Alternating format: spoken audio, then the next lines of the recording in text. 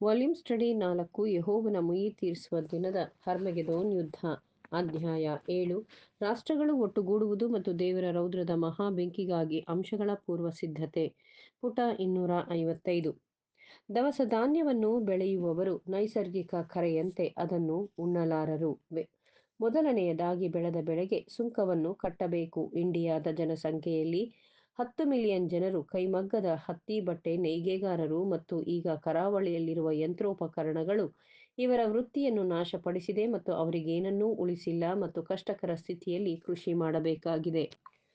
ದಕ್ಷಿಣ ಆಫ್ರಿಕಾದಲ್ಲಿಯೂ ಸಹ African gold crazy ಎಂದು ಗೊತ್ತಿರುವ ಕಾಲದಲ್ಲಿ ಮಿಲಿಯಾಂತರ ಡಾಲರ್ಗಳನ್ನು ಮುಕ್ತವಾಗಿ ಹೂಡಿಕೆಯಾಗಿದೆ. ಬಹಳ ಮಂದಿಗೆ ಜೀವನ ಬಹಳ ಕಷ್ಟಕರವಾಗಿತ್ತು ಮತ್ತು ಕೆಲವು ವಿದ್ಯಾವಂತರ ಸ್ಥಿತಿ ಸ್ಪಷ್ಟವಾಗಿ ಕೆಟ್ಟದ್ದಾಗಿದೆ. ದಕ್ಷಿಣ ಆಫ್ರಿಕಾದ ಜನನ ಅಂದರೆ ನೇಟಲ್ ಎಸ್ ಆಫ್ರಿಕಾದ ಪತ್ರಿಕೆಯಿಂದ ಅವರ ಪರಿಸ್ಥಿತಿಯ ಬಗ್ಗೆ ಕೆಳಗಿನ ವಿಷಯಗಳ ಒಂದು ಕಲ್ಪನೆ ಕೊಡುತ್ತದೆ. ಉದ್ಯೋಗಕ್ಕಾಗಿ ಹುಡುಕಲು ಯುರೋಪಿನ ವಲಸೆಯೊಡನೆ ನೇರವಾಗಿ ಸಂಪರ್ಕವಿರಿಸಿಕೊಳ್ಳದವರಿಗೆ ಡರ್ಬನ್ನಲ್ಲಿ ನಿರ್ಗತಿಕರಾದ ಪ್ರಮಾಣದ ಬಗ್ಗೆ ಕೆಲವಂಶದ ಮಾತ್ರ ತಿಳಿದಿರಲು ಸಾಧ್ಯ. ಪುರಸಭೆಯ ಪರಿಹಾರ ಸಮಿತಿ ಅಂದರೆ ರಿಲೀಫ್ ಕಮಿಟಿ ಟೌನ್ ಕೌನ್ಸಿಲ್ ಯು ಮನುಷ್ಯತ್ವದ ಆಧಾರದ ಮೇಲೆ ಅವರಿಗೆ ಇಕ್ಕಟ್ಟಿನಲ್ಲಿ ಸಿಕ್ಕಿಬಿದ್ದಿರುವ ದುರದೃಷ್ಟರಿಗೆ ಸಹಾಯ ಮಾಡುವ ಕರ್ತವ್ಯವಿದೆ ಎಂದು ತಿಳಿಯಲು ಸಂತೋಷಕರವಾಗಿದೆ. ಈ ವಾರದಲ್ಲಿ ಮಾತಿನ ಮಧ್ಯೆ ಮಿಸ್ಟರ್ ಆರ್ ಜೇಮ್ಸ್ ರವರು ಅವಿಶ್ರಾಂತ ಸಮಾವೇಶಕರು, ಪರೋಪಕಾರಿ ಚಳುವಳಿಯಲ್ಲಿ ತಮ್ಮ ಹೃದಯದ ಮತ್ತು ಆತ್ಮದೊಂದಿಗೆ ಪ್ರವೇಶಿಸಿದವರು.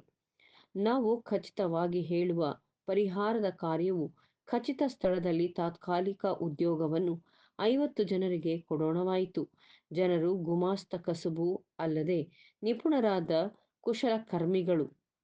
ತಮ್ಮ ಅದೃಷ್ಟದಲ್ಲಿ ಎಷ್ಟು ಕೆಳಗೆ ಇಳಿಯಿತೆಂದರೆ ದಿನಕ್ಕೆ ಕಾರ್ಪೊರೇಷನ್ ಭತ್ಯೆ $3 ವಸತಿ ಪಡೆದು 8 ಗಂಟೆಗಳ ಕಾಲ ಸಲಿಕೆಯಿಂದ ಗೋರುತ್ತಾ ಸುಡುವ ಬಿಸಿಲಿನಲ್ಲಿ ದುಡಿಯಲು ಒಪ್ಪಿಕೊಳ್ಳುವವರಾದರು ಎಂಬುದು ಶೋಚನೀಯವಾಗಿದೆ.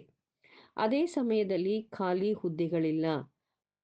ಆ ಬಗ್ಗೆ ಬರುವ ಅರ್ಜಿಗಳನ್ನು ನಿರಾಕರಿಸಬೇಕಾಗುತ್ತದೆ. ಕಾಲದಿಂದ ಕಾಲಕ್ಕೆ ಸಮಿತಿಯ ಚೇರ್ಮನ್ ಜಾಹೀರಾತುಗಳ ಮೂಲಕ ಕಸುಬು ಅಥವಾ ಕರಕುಶಲತೆ ಇರುವ ಕೆಲವು ಜನರಿಗೆ ಉದ್ಯೋಗವನ್ನು ಕೊಡಿಸುತ್ತಾನೆ. ಗುಂಪಿನಲ್ಲಿ ಉಂಟಾಗುವ ಉದ್ಯೋಗಗಳು ಮುಂಚಿತವಾಗಿ ಅರ್ಜಿ ಸಲ್ಲಿಸಿ ವಿಫಲರಾದವರಿಗೆ ಕೊಡಲಾಗುವುದು. ಇದಲ್ಲದೆ ಗುಂಪಿನಲ್ಲಿ ಸೇವೆ ಸಲ್ಲಿಸುವವರಲ್ಲದೆ ನಗರದಲ್ಲೆಲ್ಲ ವ್ಯರ್ಥವಾಗಿ ಉದ್ಯೋಗಕ್ಕಾಗಿ ಅಲೆದಾಡುತ್ತಾರೆ. ಅವರು ಶೀಘ್ರದಲ್ಲಿ ಜನರಲ್ ಡೆಪ್ಯೂಟಿ ಮೇಯರ್ ನನ್ನು ಹುಡುಕುತ್ತಾರೆ. ಅವರಿಗೆ ಆತನು ತನಗೆ ಸಾಧ್ಯವಾದಷ್ಟು ಒಳ್ಳೆಯದನ್ನು ಮಾಡುವನು, ಆದರೆ ಅಸಂತೋಷವಾಗಿ ವಿಫಲತೆಯಲ್ಲಿ ಕೊನೆಗೊಳ್ಳುತ್ತದೆ. ಉದ್ಯೋಗದಾತರಿಗೆ ಉದ್ಯೋಗಗಳಿದ್ದರೆ ಮಿಸ್ಟರ್ ಆರ್ ಜೇಮ್ಸನ್ಗಾಗಿ ಕಾಯುವರು. ಅವರಿಗೆ ನಿರುದ್ಯೋಗಿಗಳ ವಿವರವು ಆತನ ಪಟ್ಟಿಯಲ್ಲಿ ದೊರೆಯುತ್ತದೆಂದು ತಿಳಿದುಕೊಳ್ಳಬೇಕಾಗಿರುವುದು ಇವರ್ಯಾರೂ ಡರ್ಬನ್ನ ನಿವಾಸಿಗಳಲ್ಲ. ಅವರೆಲ್ಲರೂ ದಕ್ಷಿಣ ಆಫ್ರಿಕಾದ ಅನೇಕ ಭಾಗಗಳಿಂದ ಉದ್ಯೋಗವನ್ನರಸಿ ಅಲೆದು ಬಂದವರು.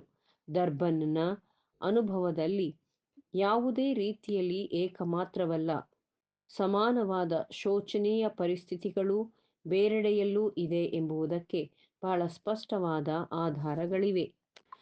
ಈಗಾಗಲೇ ಸೂಚಿಸಿದಂತೆ ಕೆಲಸಕ್ಕಾಗಿ ಪರಿಹಾರದ ಗುಂಪುಗಳಿಗೆ ಬರುವಂತಹ ಬಹಳ ಅರ್ಜಿಗಳು ಗುಮಾಸ್ತ ಹುದ್ದೆಗಳಿಗೆ ಮಾತ್ರ ಒಗ್ಗಬಹುದಾದವುಗಳಾಗಿವೆ.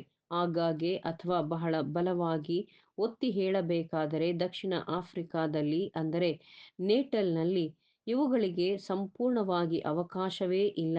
ಮಾರುಕಟ್ಟೆಯು ಎಂದಿಗೂ ಅಧಿಕವಾಗಿ ಸಂಗ್ರಹವಾಗಿದೆ. ಆದರೆ ನಿಗಮ ಅಂದರೆ ಕಾರ್ಪೊರೇಷನ್ನ ಕಾರ್ಯದಿಂದ ತಾತ್ಕಾಲಿಕ ಕೆಲಸವನ್ನು ಒದಗಿಸಿದ್ದರೆ ನಗರದಲ್ಲಿ ದೊಡ್ಡ ಪ್ರಮಾಣದಲ್ಲಿ ನಿರ್ಗತಿಕರಿರುತ್ತಿದ್ದರು. ಒಟ್ಟಿನಲ್ಲಿ ಪರಿಹಾರದ ಗುಂಪಿನವರ ನಡತೆಯು ಉನ್ನತವಾಗಿ ಆದರ್ಶಪ್ರಾಯವಾದದ್ದು ಮತ್ತು ಕೌನ್ಸಿಲ್ ಅಳವಡಿಸಿಕೊಂಡಿರುವ ನೀತಿ ವಿಧಾನದ ಮುಂದುವರಿಯುವಿಕೆಯನ್ನು ಖಾತ್ರಿಪಡಿಸುತ್ತದೆ. ಆದರೆ ಪರೋಪಕಾರಿ ಸೊಸೈಟಿ ಏನು ಮಾಡುತ್ತಿದೆ ಎಂದು ಕೇಳಬಹುದು. ಆ ಸಂಸ್ಥೆಯು ನಿವಾಸಿಗಳ ಹಾಗೂ ಅವರ ಕುಟುಂಬಕ್ಕೆ ಪರಿಹಾರವನ್ನು ಕೊಡುತ್ತದೆ ಮತ್ತು ಎಂದಿನಂತೆ ಅದರ ಕೈಗಳು ತುಂಬಿಹೋಗಿದೆ.